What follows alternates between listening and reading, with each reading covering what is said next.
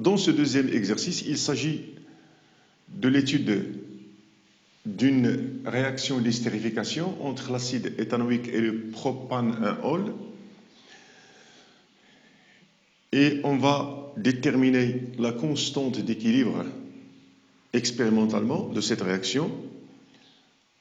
Ensuite, nous allons étudier l'effet de l'ajout ou bien de l'utilisation d'un réactif en excès sur le rendement de cette réaction d'estérification. Et nous allons commencer d'abord par la première question dans laquelle on demande de décrire l'équation de la réaction d'estérification. Alors l'acide éthanoïque, 2 atomes de carbone, la fonction acide éthanoïque COOH plus CH3CH2CH2, la chaîne carbonée du propane 1-ol, le OH il est lié au premier atome de carbone. C'est une réaction limitée, donc double flèche. L'ester, alors l'ester, cette partie de l'ester provient, cette chaîne carbonée provient de l'acide et l'autre provient de l'alcool. Et le nom, au lieu de dire l'acide éthanoïque, on dit l'éthanoate. Alors éthanoate de cette partie provenant de l'alcool, de propyle, plus l'eau. Alors ceci pour la réaction, l'équation de la réaction d'estérification. Ensuite, on doit calculer le volume d'alcool nécessaire. Alors ici, l'alcool c'est un liquide dans ces conditions. Et on doit calculer le volume nécessaire pour avoir 0,5 mol. Quel est le volume d'alcool contenant la quantité de matière égale 0,5 mol. Alors, la quantité, on va partir de la définition de l'expression de la quantité de matière de l'alcool. C'est la masse de l'alcool divisée par sa masse molaire. Alors la masse, c'est la masse volumique fois le volume. C'est de l'alcool pur, divisé par la masse molaire de l'alcool.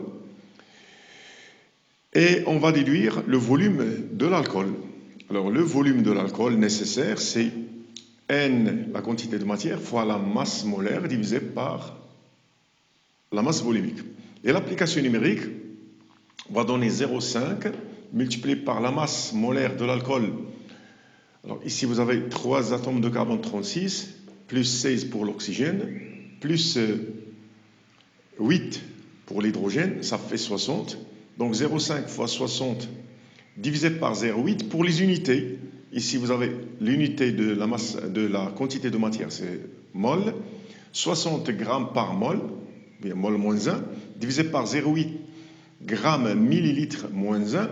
Et je simplifie par gramme, par gramme. Ensuite, mol fois mol moins 1, je simplifie par mol. Il reste 1 sur millilitre moins 1, ça veut dire millilitres. Donc j'obtiens 37,5 millilitres. Ensuite, la troisième question, quels sont les moyens, comment procéder pour augmenter la vitesse de la réaction? Alors pour augmenter la vitesse de la réaction, on peut opérer à température plus élevée. Si on augmente la température, on favorise la vitesse de la réaction. Ou bien on ajoute des ions H+, comme catalyseur. L'estérification est là pour catalyseur. Les ions H+, ça veut dire qu'on peut ajouter dans cette solution, dans ce mélange réactionnel, une solution aqueuse d'acide sulfurique concentré. Et l'acide sulfurique en solution aqueuse, il donne des ions H+, qui vont catalyser la réaction chimique. Ensuite, quelle est l'expression de la quantité de l'ester formé? Alors ici, on peut soit établir le tableau descriptif, soit non. Alors, nous allons travailler sans tableau descriptif. La quantité de matière d'acide restant, c'est la quantité de matière initiale moins celui qui a réagi, moins la quantité de matière de l'acide qui a réagi. Or, l'acide qui réagit, parce qu'une mole d'acide qui réagit donne une mole d'ester. Donc, la quantité de matière d'ester qui réagit est égale à la quantité de mol d'ester formée. Alors, c'est cette expression, quantité de matière d'acide réagit est égale à la quantité de matière d'ester qui se forme. Donc, je peux remplacer dans cette expression la quantité de matière d'acide réagit par la quantité de matière d'ester et j'obtiens ceci. Donc, je déduis que la quantité de matière d'ester est égale à 0,5 moins la quantité de matière d'acide restant. Et parce que après, on va déterminer par dosage la quantité de matière d'acide restant. Et selon cette relation, on peut déterminer la quantité de matière d'ester et on peut déterminer toutes les quantités de matière de toutes les espèces chimiques du mélange, d'où on peut calculer la valeur de la constante d'équilibre de cette réaction d'estérification. Dans cette deuxième question, il faut d'abord comprendre le mode opératoire suivi pour réaliser le titrage afin de déterminer la quantité de matière d'acide restant dans la solution, dans le mélange réactionnel où se passe la réaction d'estérification. Alors d'abord, on est parti de 7 Erlenmeyer. Chacun d'eux contient le même volume d'une solution contenant l'acide et l'alcool, initialement à T égale 0. La réaction commence à T égale 0 dans les 7 Erlenmeyer. Et on va prendre, après T égale 0, à T égale 1 heure, on va prendre l'Erlenmeyer numéro 1. Et on va chercher à réaliser le titrage. On va déterminer la quantité de matière d'acide restant dans cet Erlenmeyer. À T égale 2 heures, on va prendre le numéro 2, on va refaire la même chose et ainsi de suite.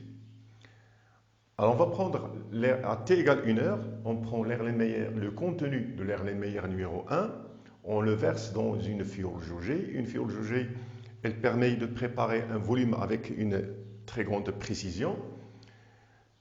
Un volume de cette solution. Cette solution contient le contenu de l'Erlenmeyer auquel on ajoute de l'eau glacée jusqu'au trait de jauge. Alors le trait de jauge, si le niveau atteint le trait de jauge, ça veut dire que le volume contenu dans la fiole jaugée, c'est 100 ml. Et de ces 100 ml, on va prendre 5 ml. On va les mettre dans un bécher et c'est ces 5 ml que l'on va doser avec une solution aqueuse d'hydroxyde de sodium de concentration connue. Et ce dosage va nous permettre de déterminer la quantité de matière d'acide restant dans cette solution, dans 5 ml. Donc ce qui va nous permettre de déterminer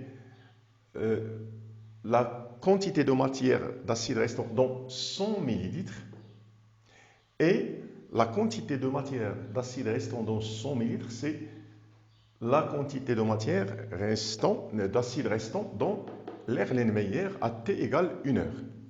Parce que ici, nous avons ajouté l'eau seulement. C'est une dilution. Alors, la première question, c'est d'établir l'équation de la réaction de titrage. Alors ici, les ions OH- de la solution d'hydroxyde de sodium vont réagir avec CH3COH parce que ici, l'acide éthanoïque, c'est un acide qui ne réagit pas totalement avec l'eau, il réagit partiellement avec l'eau. Donc OH- va réagir avec CH3COH pour donner CH3CO-, la base conjuguée de CH3COH, et H+ avec OH-, ça va donner H2O. C'est une réaction de titrage, elle est totale. Ensuite, la dilution par l'eau glacée. Alors la dilution, quels sont? Alors ces facteurs, nous avons ici deux facteurs. Il y a la dilution, il y a la diminution de température. D'abord, il faut diluer. Pourquoi? Parce que le titrage se fait pour des solutions titrées de faible concentration molaire. La première des choses. Deuxième chose, il faut diluer par de l'eau glacée. Pourquoi? Parce que la dilution fait diminuer la concentration des réactifs. Et la concentration des réactifs, c'est un facteur cinétique, ce qui fait diminuer la vitesse de réaction. Aussi, l'eau glacée, ça veut dire faire diminuer la température. Donc, pratiquement, on bloque la cinétique de la réaction. Ce sont deux facteurs cinétiques qu'on utilise ici. Ces facteurs bloquent la cinétique de la réaction chimique. Et pourquoi il faut bloquer la réaction chimique? Parce qu'à l'instant t égale 1 heure, on prend ce contenu, on le met dans la fiole à t égale 1 heure. Et de ces 100, on va prendre 5. Ça veut dire, et le dosage, ça veut dire qu'il y a un temps qui va passer entre t égale 1 heure et l'instant de titrage, la fin du titrage.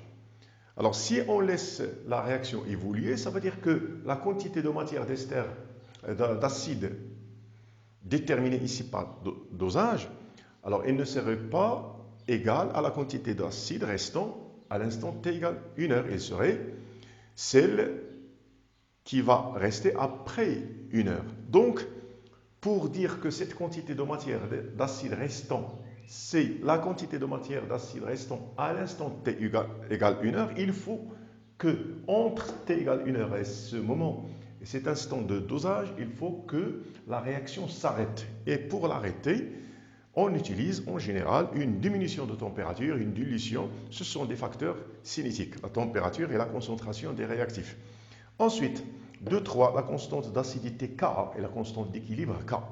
Alors Ka, par définition, pour le couple acide éthanoïque et ion éthanoate, c'est CH3CO- fois la concentration de H3+, sur l'acide. Toutes ces concentrations sont prises à l'équilibre. Et K, la constante d'équilibre de cette réaction de titrage, c'est la concentration de CH3CO-. Ici, l'eau, c'est un solvant. Donc, on donne à sa concentration le chiffre 1, divisé par la concentration de l'acide fois celle de OH- à l'état d'équilibre. Est égal, je multiplie numérateur et dénominateur par H3+, et j'observe que CH3CO- fois H3+, sur l'acide, c'est bien Ka. Et je dois diviser par H3+ fois OH-, c'est Ke, le produit ionique de l'eau. Donc K égale 10 puissance moins pKa divisé par 10 puissance moins pKe, parce que Ka est égal à 10 puissance moins pKa.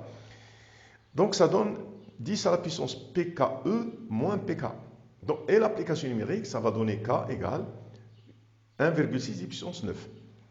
La valeur de K, elle est très élevée, vous voyez ici 1,6 10 puissance 9, ce qui justifie le fait que la réaction de titrage est pratiquement totale, ce qui justifie aussi l'écriture de la réaction avec une seule flèche. Et dans la question 2.4, nous devons déterminer la quantité de matière d'acide restant et d'ester formé à T égale 1 heure dans l'Erlenmeyer numéro 1 à partir de la quantité de matière d'acide restant, ça veut dire dosé, dans le bécher. Et c'est cette quantité de matière d'acide qui restant dans le volume V égale 5 ml de ces 100 ml. Alors on va noter V égale 5 ml, ce volume dosé, le volume de la solution titrée. Et on va noter ce volume 100 ml V1 égale 100 ml, le volume de la solution dans la fiole jaugée. Donc on doit passer de la quantité de matière d'acide restant ici à celle restant dans 100 ml. On va noter N acide de V et N acide de V1, respectivement les quantités de matière d'acide restant dans le volume V et dans le volume V1. Donc, je peux écrire, parce que ici vous avez une proportionnalité, la quantité de matière d'acide restant dans le volume V divisé par le volume V est égal à la quantité de matière d'acide restant dans V1 divisé par V1. Si vous voulez, c'est la même concentration d'acide dans les deux, parce que 5 ml, ce n'est qu'un prélèvement de 100 ml. Donc, elles doivent avoir la même concentration. Donc, je peux dire que la quantité de matière d'acide restant dans le volume V1, dans 100, c'est celle restant dans V divisé par V fois V1. Donc, c'est la quantité de matière d'acide restant dans le volume V, c'est la quantité de matière dosée. Elle est égale à l'équivalence, elle est égale à CBVB. On la détermine par le volume versé jusqu'à l'équivalence. Donc, CCBVB divisé par V fois V1 et l'application numérique va donner 1 mol par litre, 1 mol par litre fois 14,2 10 puissance moins 3. Ici, il faut convertir en litres parce que vous avez 1 mol par litre fois 14,2 10 puissance moins 3 litres. Divisé par 5 fois 100. Ici, ce n'est pas la peine parce qu'on va simplifier par millilitres. Donc, j'obtiens la quantité de matière d'acide restant dans le volume V1, ça veut dire dans la fiole jaugée, c'est 2,84 10 puissance moins 1 mol.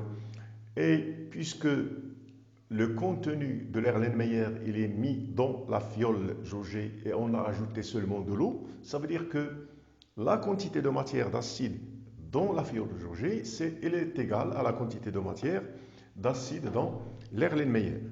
Donc, la quantité de matière d'ester dans l'Erlenmeyer, c'est, selon la relation précédente, 0,5 moins la quantité de matière. Bon, la quantité de matière d'ester formée est égale à 0,5 moins la quantité de matière d'acide restant dans l'Erlenmeyer, ou bien dans V1, c'est la même chose. Donc c'est 0,5 moins 2,84 10 puissance moins 1 mol. Donc on obtient la quantité de matière d'ester est égale, formée à l'instant t égale 1 heure, c'est 2,6 10 puissance moins 1. Et on va refaire tout ceci à t égale 2 heures, à t égale 3 heures et à t égale 4 heures. Ainsi, on va obtenir la courbe quantité de matière d'ester formée en fonction du temps. Dans cette troisième question, on doit faire une étude cinétique de la réaction d'estérification et on va commencer par établir le tableau d'avancement de cette réaction d'estérification. L'acide plus l'alcool donne l'ester plus l'eau. Alors, à l'état initial, on va parler de l'échantillon contenu dans un Erlenmeyer. Initialement, dans chaque Erlenmeyer, nous avons commencé par 0,5 mol d'acide et 0,5 mol d'alcool. 0,5, 0,5, 0 ester et 0 d'eau. À un instant t donné, 0,5 moins x, 0,5 moins x, x, parce que tous les coefficients sont égaux à 1. Pour déterminer x max, c'est un mélange stoichiométrique équimolaire, 0,5 moins x max égale 0, donc x max égale 0,5 mol. Les deux réactifs sont limitants. Et pour déterminer x à l'équilibre, ici, observez que x, c'est la quantité de matière d'ester formée. Donc, x à l'équilibre, x à un instant t, c'est la quantité de matière d'ester formée à un instant t. Et, en particulier, à l'état final, x à l'équilibre est égal à la quantité de matière d'ester formée à l'état final. Et cette quantité de matière d'ester formée à l'état final, elle est donnée par la courbe N de l'ester en fonction du temps. C'est 0,33 mol. Voici l'état final. Donc, x à l'équilibre, elle est égale à 0,33 mol. Observons que x à l'équilibre est inférieur à x max, donc la réaction est limitée. Parce que s'il était total, on aurait dû avoir x à l'équilibre égale x max. Calcul du rendement. Alors, par définition, le rendement, c'est la quantité de matière d'ester formée à l'état final, ça veut dire formée en pratique, divisé par la quantité de matière d'ester qu'on aurait dû avoir à l'état final si la réaction était totale, N max de l'ester. Donc, alors cette quantité de matière d'ester formée en pratique, c'est x à l'équilibre. Et la quantité de matière qu'on aurait dû avoir si la réaction était totale, c'est x max. Donc on aura R égale 0,33 divisé par 0,5, c'est 0,66 ou bien 66%. Et toujours dans le cadre de l'étude cinétique de la réaction d'estérification, on va parler dans 3.2 de l'évolution de la vitesse de cette réaction. Alors, la vitesse de réaction de cette réaction d'estérification, elle est définie comme ceci. Alors, l'expression de la vitesse de réaction, c'est, à l'instant t, c'est V égale 1 sur V dx sur dt, où x, c'est l'avancement de la réaction d'estérification à l'instant t, et V, c'est le volume total du milieu réactionnel. Alors, ce milieu, il contient l'acide, l'alcool, l'ester et l'eau, le volume des 4 espèces chimiques. Alors, d'après le tableau d'avancement précédemment établi, nous avons vu que la quantité de matière d'ester formée, elle est égale à l'avancement x à un instant t. Donc, je peux remplacer dans cette expression de V, x par la quantité de matière d'ester formée. Alors, j'obtiens V égale 1 sur V, la dérivée de n de l'ester formé par rapport au temps. Ensuite, il y a aussi l'interprétation géométrique.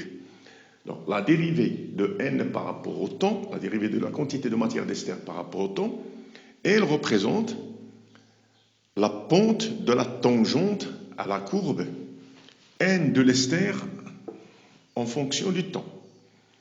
Alors d'abord, cette tangente, elle dépend de t, à t égale 0, la voici, à t égale t1, t2, t3, t4, etc. Et la vitesse, elle est proportionnelle à la pente de cette tangente.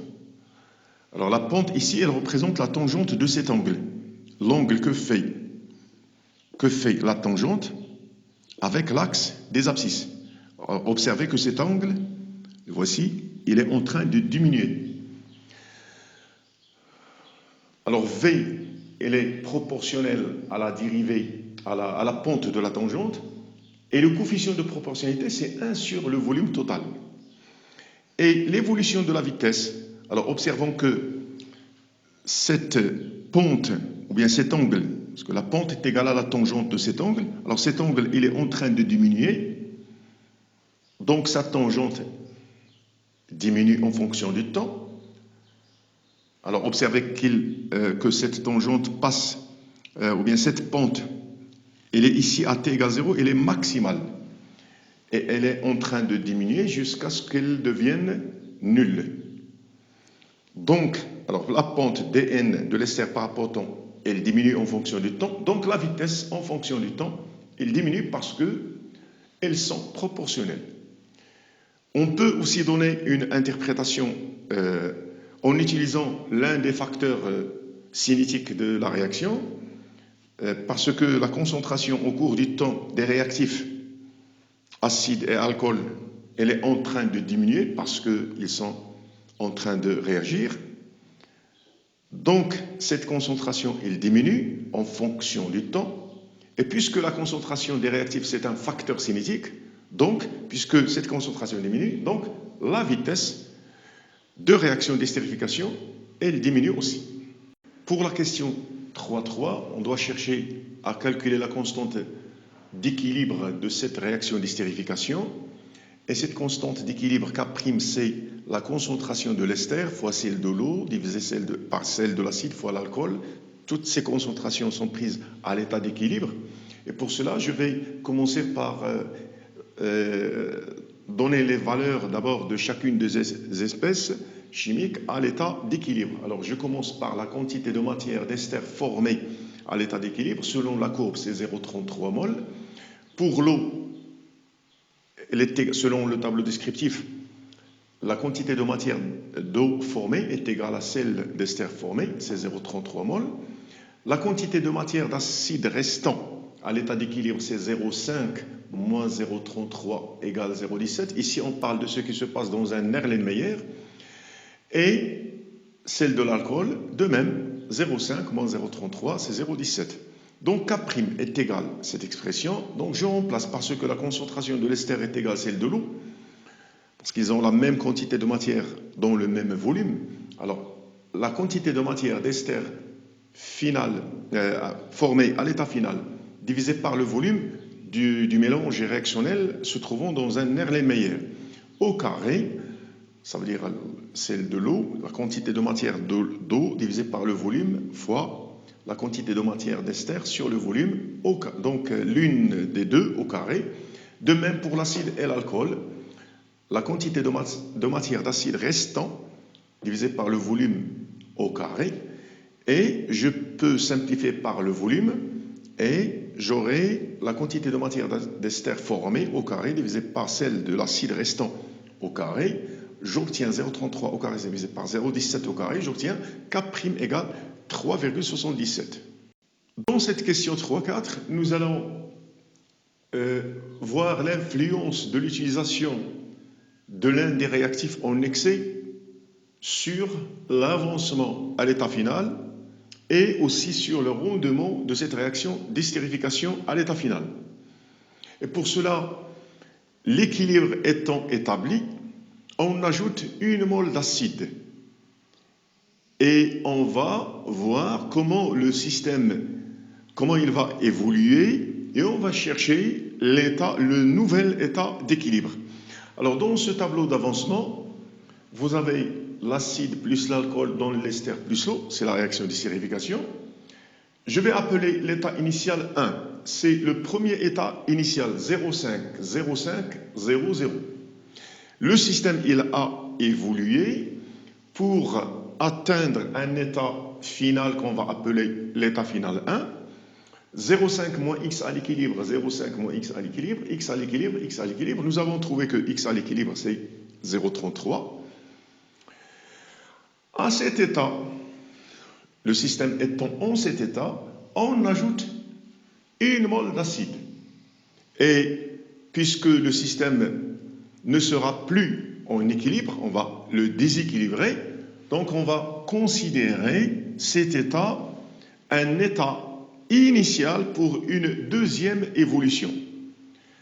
Donc l'état initial 2, c'est dans lequel vous avez déjà l'état d'équilibre et auquel on a ajouté une mole d'acide. Donc j'obtiens pour l'acide 0,5 moins x à l'équilibre plus 1, les autres sont les valeurs à l'équilibre précédent, à l'équilibre 1.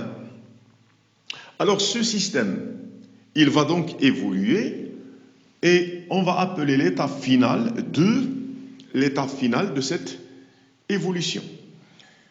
Donc, j'obtiens 1 plus 0,5, c'est 1,5 moins x à l'équilibre et moins x prime à l'équilibre.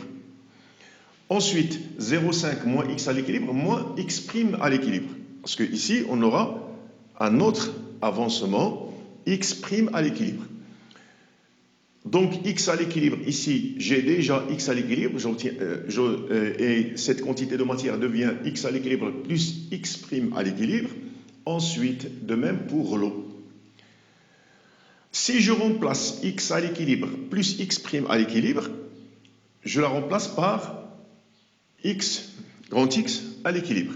Alors j'obtiens 1,5 moins x à l'équilibre, 0,5 moins x à l'équilibre, x à l'équilibre, x à l'équilibre.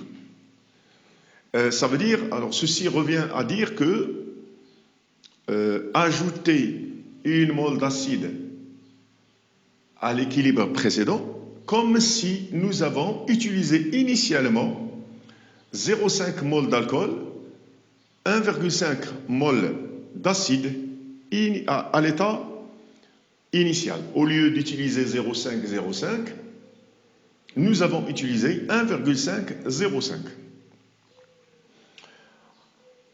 Alors, à l'état initial 2, ça veut dire lorsqu'on a ajouté une mole d'acide à l'état final précédent. Il devient un autre état initial. Alors, QR, le quotient de réaction, il devient, alors dans cet état, ici vous avez x à l'équilibre fois x à l'équilibre, 0,33 fois 0,33, divisé par 1,5 moins 0,33, multiplié par 0,5 moins 0,33 et je simplifie par les volumes. QR est égal à 0,54. Observez que QR est inférieur à K' parce que K' c'est 3,77. Donc, puisque QR est inférieur à K, le système évolue spontanément dans le sens direct, ça veut dire dans le sens de formation de plus d'ester et plus d'eau. Ça veut dire il va favoriser le rendement de la réaction. Donc, puisque l'évolution se fait dans le sens direct, ce x', cette valeur sera positive. Et x à l'équilibre, ce x majuscule, sera supérieur à x à l'équilibre. Ça veut dire que x à l'équilibre, elle doit être supérieure à x à l'équilibre, ça veut dire supérieure à 0,33, mais elle doit rester inférieure à x max. X max, ici, vous avez 1,505. X max, c'est 0,5. Il ne peut pas dépasser 0,5. Donc, x à l'équilibre doit être entre 0,33 et 0,5 mol. Et à l'état d'équilibre final, ou bien à l'état final de K' égale ce x au carré, divisé par 1,x moins x fois 0,5 moins x, je simplifie toujours par le volume, cette valeur doit être égale à 3,77. C'est la constante d'équilibre. Alors, je fais le calcul, j'obtiens cette équation de second degré. Je calcule delta, je trouve 25,5. Je trouve deux valeurs pour x à l'équilibre, 0,45 et 2,87. 0,45, il est bien situé entre 0,33 et 0,5. L'autre des 2,87. Donc, ce n'est pas possible. C'est une valeur à écarter. Donc, je garde celle-ci.